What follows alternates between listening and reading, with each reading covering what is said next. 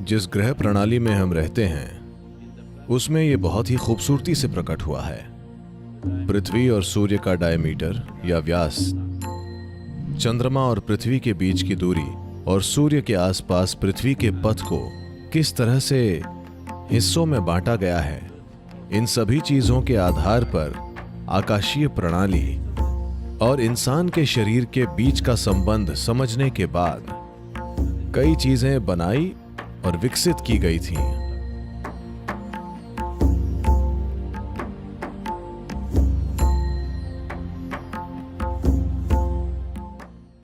तो एक पत्रकार मेरा इंटरव्यू ले रहे थे और उन्होंने मुझसे पूछा, सद्गुरु, भारत में कई लोगों ने प्राचीन काल में इंसानी चेतना के लिए काम किया है।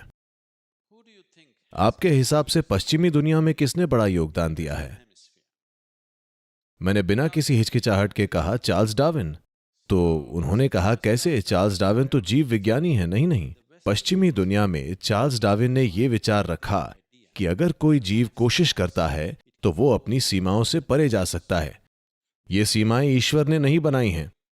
ये सीमाएं हमेशा के लिए नहीं हैं। अगर कोई कोशिश करने को तैयार है तो वो अपनी सीमाओं से परे जा सकता है। यहां तक कि एक सूअर हाथी बन सकता है, एक बकरी जिराफ बन सकती है। ये कोई छोटा बदलाव नहीं है ना?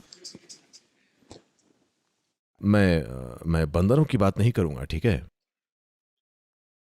तो ये संभावना कि अगर मनुष्य कोशिश करे तो वो अपनी सीमाओं से परे जा सकता है। फिर ये करीब 15,000 साल पहले की बात है। उन्होंने ये प्रश्न पूछा, क्या हम अपने शरीर की बनावट को बदल सकते हैं? क्या हम विकसित हो सकते हैं?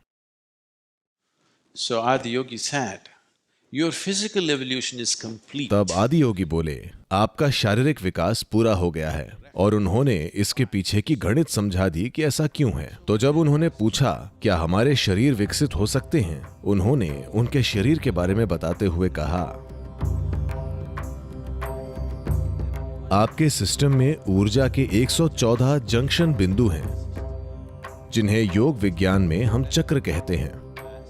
114 चक्र होते हैं।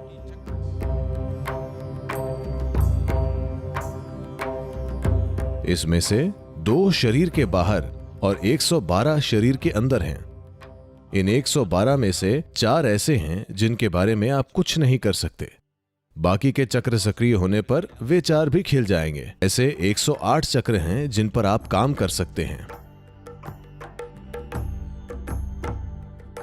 तो इसीलिए आप देखेंगे कि हमारी परंपरा में अगर आप रुद्राक्ष पहनते हैं तो 108 रुद्राक्ष, मंत्र का जाप भी 108 बार और किसी ऊर्जा स्थान की परिक्रमा भी 108 बार।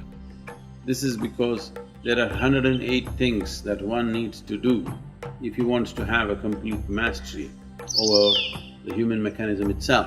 ऐसा इसलिए क्योंकि इंसानी सिस्टम पर पूरी तरह से महारत हासिल करने के लिए 108 चीजें करने की जरूरत है। जिस ग्रह प्रणाली में हम रहते हैं उसमें ये बहुत ही खूबसूरती से प्रकट हुआ है।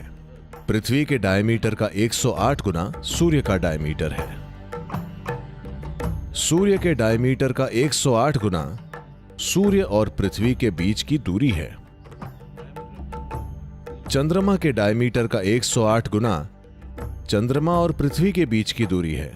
और जिस तरह से पृथ्वी के सूर्य के चारों तरफ घूमने के मार्ग को बांटा गया है,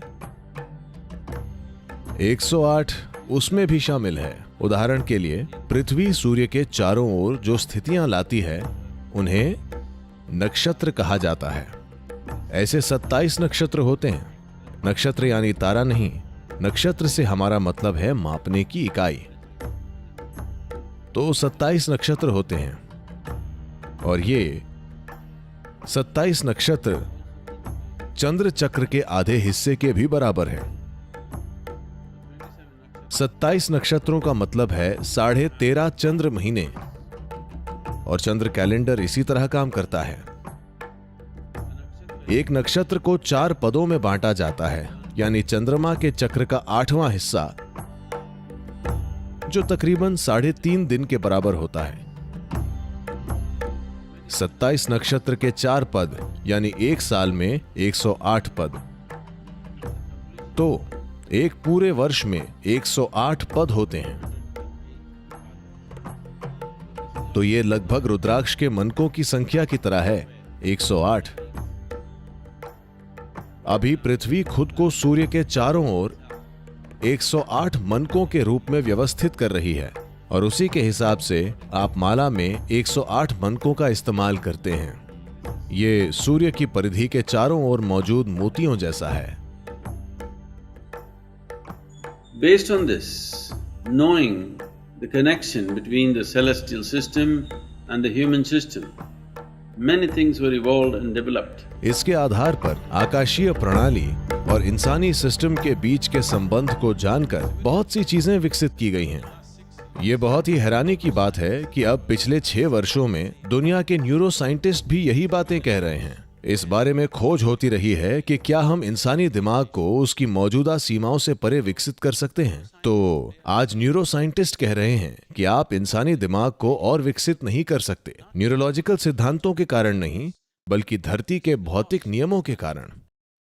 इसे विकसित करने का एक ही तरीका है, न्यूरॉन्स का आकार बढ़ाना, ये एक तरीका है, या न्यूरॉन्स की संख्या बढ़ाना, ये दूसरा तरीका है। अगर आप अपने दिमाग में न्यूरॉन्स की संख्या बढ़ाते हैं तो आपकी स्पष्टता कम हो जाएगी। कई बच्चे ऐसे ही पैदा होते हैं, वे प्रतिभाशाली हैं लेकिन वे समझ नहीं पाते क्योंकि उनमें कोई स्पष्टता नहीं है। जैसे जैसे वे बड़े होंगे उनका दिमाग स्वाभाविक रूप से कुछ मात्रा में कमतर हो जाएगा और फिर वे स्थिर हो जाएंगे। अगर वे स्थिर नहीं होंगे तो वे हमेशा बिखरे रहेंगे। दूसरा तरीका है न्यूरॉन का आकार बढ़ाना। अगर आप न्यूरॉन का आकार बढ़ाते हैं तो एक न्यूरॉन जितनी ऊर्जा का इस्तेमाल करता है वो बहुत ज्यादा होगी। यहां तक कि अभी भी अगर आप अभी आराम की स्थिति में हैं तब भी आपकी 20% ऊर्जा का इस्तेमाल सिर्फ आपका दिमाग कर रहा है। यह आपके शरीर का वो हिस्सा है जो बहुत ज्यादा ऊर्जा खाता है। शरीर का इतना हिस्सा 80% ऊर्जा लेता है। इतना सा दिमाग, सॉरी साइज की वजह से बुरा मत मानिए, ठीक है। ये इतना सा दिमाग पूरी ऊर्जा का 20% हिस्सा ले रहा है। अगर आप न्यूरॉन का आकार बढ़ाते हैं तो ये 30 से 40% लेने लगेगा, मतलब आप इतनी ऊर्जा नहीं दे पाएंगे। तो आज न्यूरो साइंटिस्ट कह रहे हैं धरती के भौतिक नियमों की वजह से इंसानी दिमाग का और विकास नहीं हो सकता। हम बस दिमाग का बेहतर इस्तेमाल करना सीख सकते हैं, पर इसे बड़ा नहीं कर सकते। ऐसा आदियोगी ने 15,000 साल पहले कहा था। उन्होंने कहा आपका भौतिक विकास पूरा हो चुका है क्योंकि सौर मंडल अब और विकास होने नहीं देगा। जब तक सौर मंडल में कुछ बड़े बदलाव नहीं होते आपका शरीर विकसित नहीं हो सकता। पर विकसित होने के और भी तरीके हैं और उन्होंने वे तरीके सिखाए कि कैसे एक इंसान अपनी सीमाओं से आगे जा सकता है। और जरूरी नहीं है कि ये एक भौतिक विकास हो। इसका मतलब ये नहीं है कि आपकी पूंछ तो खो गई है पर अब सींग उगाने पड़ेंगे। इसका मतलब ये है कि विकास के और भी तरीके हैं और जरूरी नहीं कि वे भौतिक हों।